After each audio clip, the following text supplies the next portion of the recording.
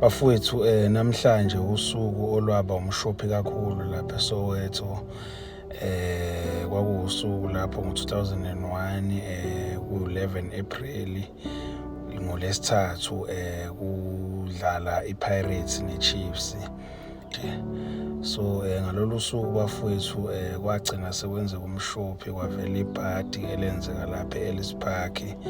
Abaningi bayalazi bafowethu, uzokhumbula kusala abalandeli enkundleni bafowethu, 43 wonke wabalandeli enkundleni wasala ngendlela ehlukahlukene. Kodwa imbangela yalokho bafowethu kwaba iyona le ndaba yokuthi kugcwale kakhulu estadium, kudayiswa namathikithi ayifake bafowethu. Igame nje yathi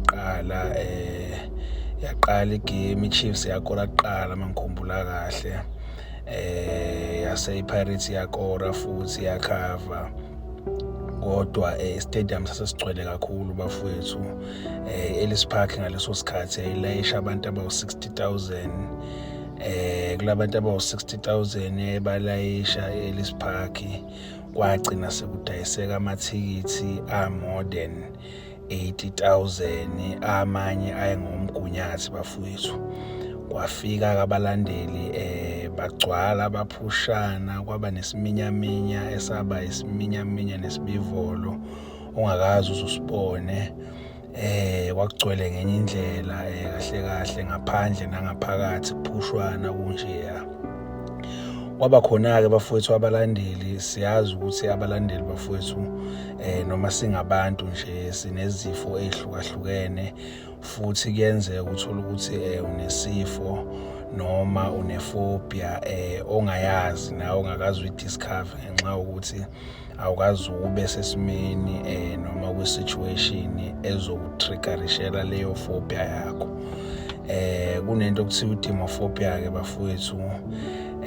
Abanye bathi yini enentophobia, angisazi noma enentophobia, kodwa ngazi ukuthi i-demophobia mina leyo yokuthi usabe i-crowd, usabe abantu abaningi, ungangokuthi ungagcina usushawa i-panic attack, ugcina usuhlaselwa na-heart attack lapho.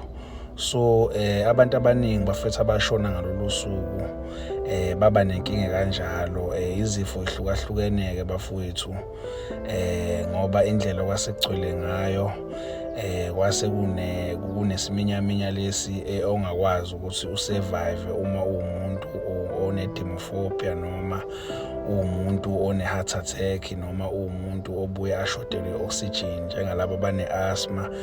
We understand ukuthi masiphefumula siba u-80,000 sisondelene, umuntu one-asthma ugcine seba nenkinga because sisebenzisa i-energy, sisebenzisa umoya wodwa la esiwuphefumulayo. Lo moya wodwa esiwuphefumulayo sikhipha i-carbon dioxide, sifake i-oxygen. So kugcina nawo wonke umuntu okhona around izifo ey'hlukahlukene bafowethu ezahlasela abantu. Kwagcina sekusala abantu abawu-43 enkundleni abangabalandeli bafowethu. Ama-paramedic impela azama ukuthi besave laba bengabaseva. Kwathandazwa, kwabanjwa umkhuleko bafowethu. Kodwa-ke uNkulunkulu wayesedicayidile ngabanye bafowethu, wakhetha ukubathatha ngalolo suku. Uyacabanga laba bantu bafowethu babephumela ukuyijabulela estadium, babephumela ukuyibukela amathimu abawathandayo. Kwagcina sekwenzeka lento bafowethu. Siyacela-ke bafowethu ukuthi njengoba kuzoba nedabi nje ku-April, ngoba i-April kuyakhombisa ukuthi inyanga yebhadi lapha eSoweto, abalandeli bezame bafowethu ukuthi besheshe befike, ngoba lento lena yayingaqali ukwenzeka ngeSoweto Derby. Yake yenzeka ngo-1990 kudlala yona iSoweto Derby, kwagcina sekufa abantu abawu-42 kulokho.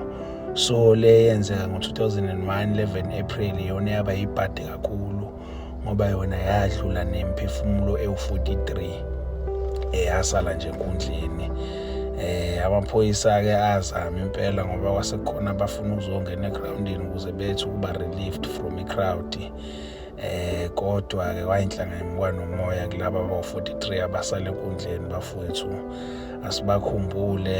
Sibakhumbule impela, singabakhohlwa lapha abalele khona, besibone besibheke.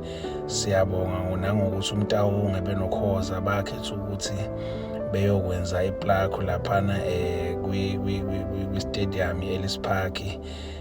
Bahlale nje bekhona odongeni laphana bekhunjulwa, ngoba impela kwaze kwaba ne-memorial service khona laphana e-Ellis Park, eyayikhumbula noma celebrate impilo zabo bonke laba badlula kule crowd bafowethu. Sibonge ukuthi kusukela lapho i-crowd bazama ukuyimanage impela lapha kwi-PSL.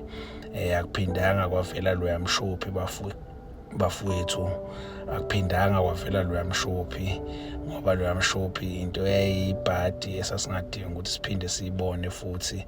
Uyacabanga laba bantu abawu-80,000 plus abatraumathizeka ngokubona leya nto. Uyacabanga imindeni yalaba bantu abawu-43 eyatraumathizeka ngokwenzeka leya nto, ukuthi safisa nokuya estadium, safisa nokuyobuka ibhola, safisa nokuyobuka iSoweto derby. Bafowethu, kwakubuhlungu kakhulu bafowethu. Sithemba ukuthi lapha bakhona basenkosini, imiphefumulo yabo ilele ngokuthula.